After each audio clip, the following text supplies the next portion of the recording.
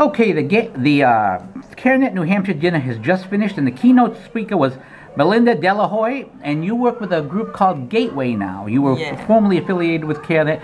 Melinda, first, how do you think you were received tonight here?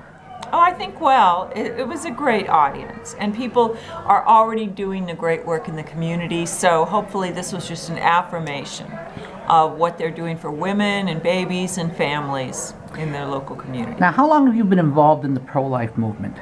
39 years. Now, in 39 years, you've had the opportunity to, save children, convince women to keep their children. So you've had the opportunity to see children and even grandchildren of people that you can counsel to keep their child. How important is that? That has to be a feeling that's incredible when that happens. There's a wonderful feeling, I think, being involved, especially in your local community, because at a pregnancy center, you see lives changed every day, and sometimes it's nothing short of a miracle. So to see a young mom come in and she's got her baby and she says, "You may not remember me, but I was here 6 months ago and I didn't even tell you what I was going to do, but I just couldn't forget what my counselor said, and I didn't have that abortion." There's so many stories like that. So it's so wonderful to be sort of to be a first responder when you know that what you're responding to is a baby's life and really a mother's life in so many ways too. And you mentioned the Planned Parenthood's latest strategy of calling abortion courage, and the idea that you're actually not only killing one child but killing generations. To argue for the courage to kill generations, the gasp in the room was audible. And for myself, it's just an incredible statement. But you also counsel people who come in like that with that idea. How do you reach a person like that? Well, what she's really saying is, this is so hard for me to do, and I could never do it. So it's so brave of me to not let my baby live. But what we try to do is to talk with her about, so what would those things be that are keeping you from having this baby?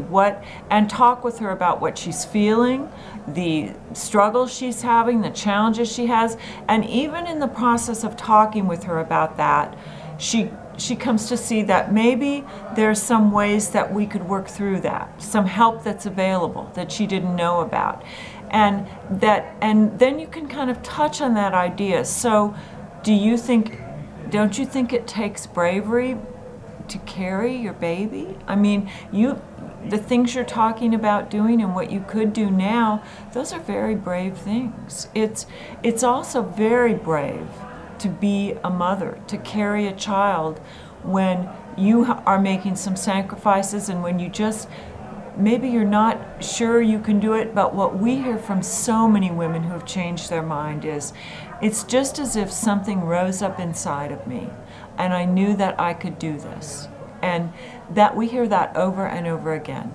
So we try to get to that point with that woman where she could envision herself as brave for having her child.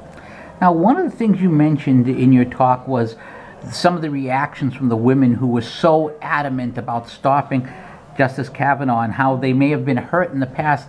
And it occurs to me, obviously, your ministry is a Christian ministry, WQPH Catholic Radio, very Catholic ministry, and it seems like these people not only might have been hurt, but they have no one to pray for them, because there's such a divide since Roe versus Wade between making one party more secular and one party much more religious comparison. It's almost as if we have a group of people who no one prays for anymore, and thus they don't have that comfort of Christ to help that prayer brings. And that's why I brought this up tonight, because I was so touched, really touched with compassion for those women, because it's so easy to see women who are angry and bitter as just, not at all like we would be, and to kind of put up that divide between us and them.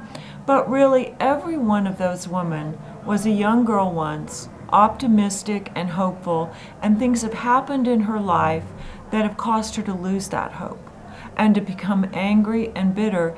And yes, to pray for her, to talk with her, to try to understand her, and to have compassion.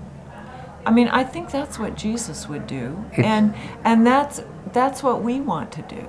It's ironic you say that, because of my previous pastor, because we have rotating pastors in the Catholic churches, we all, in an interview, talked about abortion as the abandonment of hope, and and that's exactly what you've said here. If people want to find out more about yourself or the work you do, where can they go online?